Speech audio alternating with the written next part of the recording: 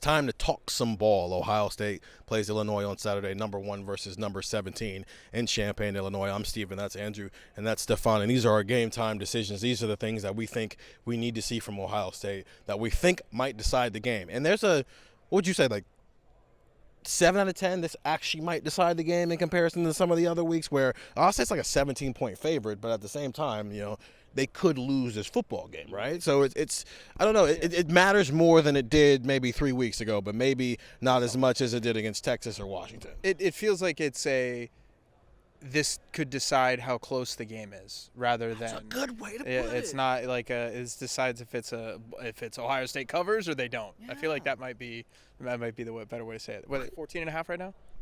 I think 14.5. Something like that. Right. Kick us off, Andrew. What do you want to see? We've been hearing this guy's making a push lately, and I want to see if this is the week that Max Clare really jumps onto the scene. I mean, we talked about it on Buckeye Talk all offseason. I was really high on what Clare was going to bring. And then we talked to him at some point right around the beginning of the season, maybe a little before, a little after, I forget when that was. But he was basically like, yeah, this was a big adjustment coming from Purdue to Ohio State. And, again, that's a Big Ten team. Now, granted, they were terrible last year, but it's still a Big Ten team, and it's still, a program that you would expect to have high-level players at, even if there's not a ton of them. Max Clare had a big adjustment. It seems like he has gotten into the swing of things. Ryan Day talked today about Max Clare really starting to take some leaps and Max Clare really kind of getting more comfortable and really growing in this offense. And there's so many people, and you guys might be one of them, depending on we haven't done our outrageous yet, and we'll see what happens in game time. Where we'll have done them by the time people are watching this video, right. Though. Well, so I don't know what you're going to say. It could be Brandon Inniss. I think people are kind of waiting for that third option. Was Brandon Inniss. We see Jeremiah. We see Carnell obviously balling out every week. I'm kind of wondering at this point if it's Max Clare, and I wonder if this is the time where Max Clare, he's played. This is what their 6th game of the year, halfway through the regular season. After this, I wonder if he's going to start to make that jump. So I think Max Clare being the third option for Ohio State in a passing attack, I mean, that's just too much to handle. No defense in the country is going to be able to handle JJ, Carnell, and then some third guy, whether that's Brandon, Max Clare, somebody else on the bench, who knows. But I think Max Clare might be in store for a big week this week. Max Clare actually had his career high last year against Illinois, and he was getting asked those types of questions on Wednesday night when we were in this Woody on Wednesday night. You're watching this on a Saturday, though. So just imagine it was a couple of nights ago in your head, even over here right now. He's also the only player on this team who's played against Illinois before, and so he's got some experience against the Illini that the other players on this team don't have heading into Champaign. Stefan, what do you want to see? What's going to decide Saturday? Yeah, I think Max Clare had his best numbers against Illinois because I think that was the only game Purdue's offense scored any amount of points. I think that game went double overtime. So, listen, somebody's got to score the points. It just so happened to be the tight end, okay? I'm going with the line of scrimmage. I'm going with the Ohio State defensive line versus Illinois' offensive line because I think one unit is very good. I think one unit is not very good. Indiana had its way at the line of scrimmage against Illinois, and Ryan Day, as much as he said that he threw out the game, a game film of Indiana, Illinois. I would be shocked if Ryan Day threw out the game film of Indiana, Illinois. I can't imagine that.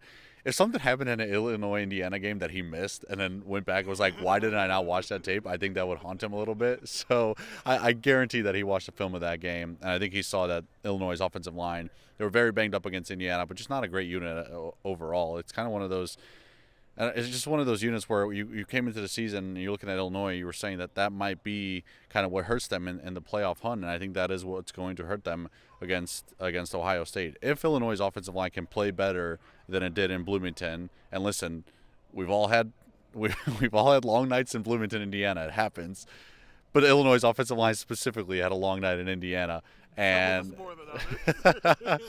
some of us have 0 nights in Bloomington, Indiana. Some of us have a lot of nights in Bloomington, Indiana. If it's a long afternoon, early morning in Champaign for Illinois' offensive line, I don't think they have a chance in this game. I think Caden Curry, Kenyatta Jackson, if he's healthy, Caden McDonald, Edric Houston, if he's healthy, Zion Grady's coming along, like Bo Atkinson. These guys have a chance to really tee off on Luke Altmaier. And if Illinois' offensive line doesn't hold up, I don't think they have a chance. How does Ohio State want to kill Illinois? All right. So there's 2 ways you can do it.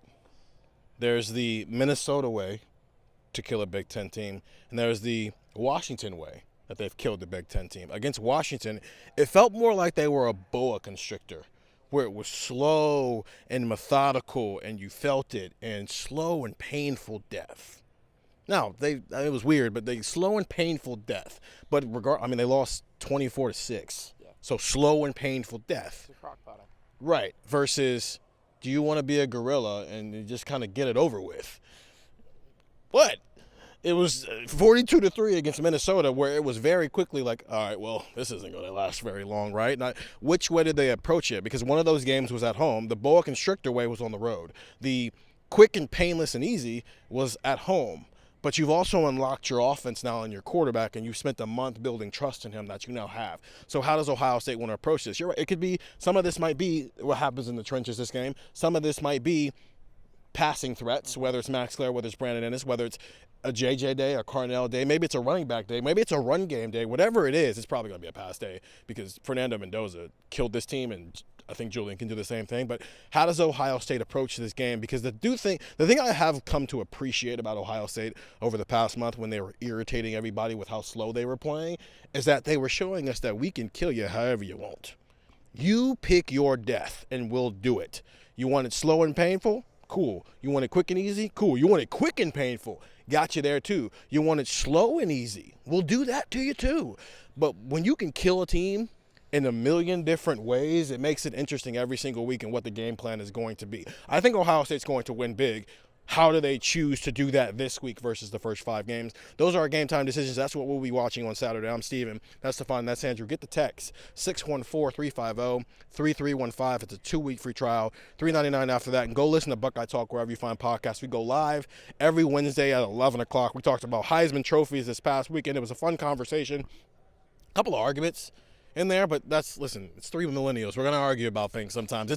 We had a fun argument on the Tuesday pod where I was clearly in it wrong, but I was so wrong that I had to just lean into it, and that's just kind of what it was. But that's what we do here, 614-350-3315, Ohio State, Illinois on Saturday. See you after the game.